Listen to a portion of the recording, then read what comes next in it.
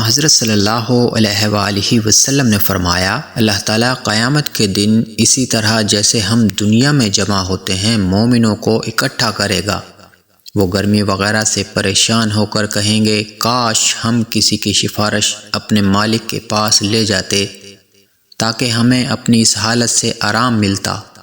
چنانچہ سب مل کر آدم علیہ السلام کے پاس آئیں گے، ان سے کہیں گے، آدم آپ لوگوں کا حال نہیں دیکھتے کس بلا میں گرفتار ہیں؟ آپ کو اللہ تعالیٰ نے خاص اپنے ہاتھ سے بنایا اور فرشتوں سے آپ کو سجدہ کرایا اور ہر چیز کے نام آپ کو بتلائے، ہر لغت میں بولنا بات کرنا سکھلایا۔ کچھ سفارش کیجئے تاکہ ہم کو اس جگہ سے نجات ہو کر آرام ملے۔ کہیں گے، میں اس لائق نہیں۔ ان کو وہ گناہ یاد آ جائے گا جو انہوں نے کیا تھا، یعنی ممنوع درخت میں سے کھانا۔ مگر تم لوگ ایسا کرو، نوح علیہ السلام پیغمبر کے پاس جاؤ، وہ پہلے پیغمبر ہیں جن کو اللہ تعالیٰ نے زمین والوں کی طرف بھیجا تھا۔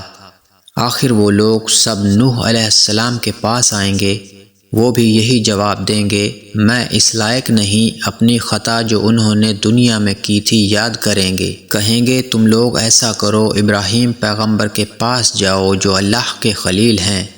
ان کے پاس جائیں گے، وہ بھی اپنی خطائیں یاد کر کے کہیں گے، میں اس لائق نہیں۔ تم موسیٰ علیہ السلام پیغمبر کے پاس جاؤ، اللہ نے ان کو تورات عنایت فرمائی، ان سے بول کر باتیں کیں۔ یہ لوگ موسیٰ علیہ السلام کے پاس آئیں گے، وہ بھی یہی کہیں گے، میں اس لائق نہیں۔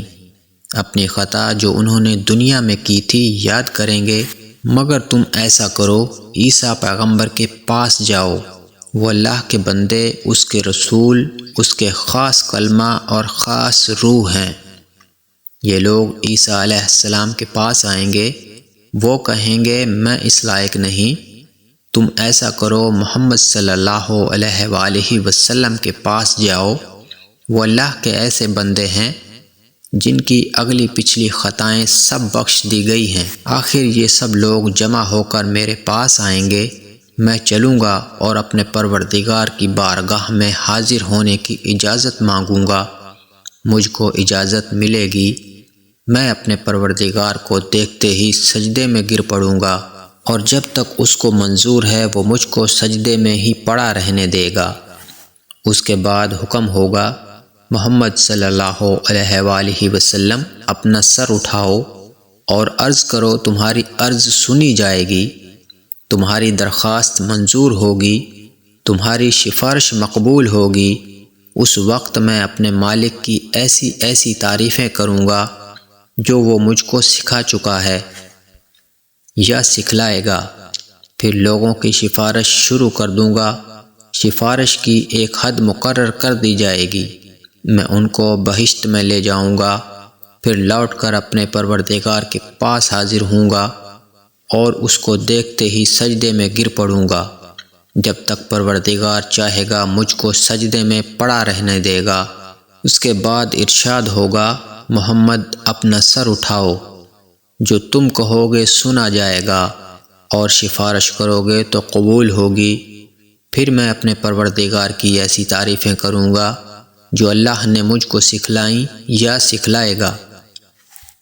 اس کے بعد سفارش کر دوں گا، لیکن سفارش کی ایک حد مقرر کر دی جائے گی، میں ان کو بہشت میں لے جاؤں گا، پھر لوٹ کر اپنے پروردگار کے پاس حاضر ہوں گا، اس کو دیکھتے ہی سجدے میں گر پڑوں گا، جب تک پروردگار چاہے گا مجھ کو سجدے میں پڑا رہنے دے گا۔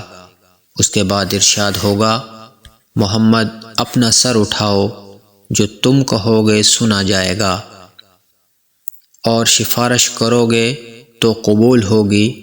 پھر میں اپنے پروردگار کی ایسی تعریفیں کروں گا جو اللہ نے مجھ کو سکھلائیں یا سکھلائے گا۔ اس کے بعد سفارش شروع کر دوں گا، لیکن سفارش کی ایک حد مقرر کر دی جائے گی، میں ان کو بہشت میں لے جاؤں گا، پھر لوٹ کر اپنے پروردگار کے پاس حاضر ہوں گا، عرض کروں گا، یا پاک پروردگار، اب تو دوزخ میں ایسے ہی لوگ رہ گئے ہیں جو قرآن کے بموجب دوزخ ہی میں ہمیشہ رہنے کے لائق ہیں، یعنی کافر اور مشرک۔ انس رضی اللہ عنہ نے کہا، حضرت صلی اللہ علیہ وآلہ وسلم نے فرمایا، دوزخ سے وہ لوگ نکال لیے جائیں گے جنہوں نے دنیا میں لا الہ الا اللہ کہا ہوگا اور ان کے دل میں ایک جو برابر ایمان ہوگا۔ پھر وہ لوگ بھی نکال لیے جائیں گے جنہوں نے لا الہ الا اللہ کہا ہوگا اور ان کے دل میں گیہوں برابر ایمان ہوگا، گیہوں جو سے چھوٹا ہوتا ہے۔ پھر وہ بھی نکال لیے جائیں گے جنہوں نے لا الہ الا اللہ کہا ہوگا اور ان کے دل میں چیونٹی برابر یا بھنگے برابر ایمان ہوگا۔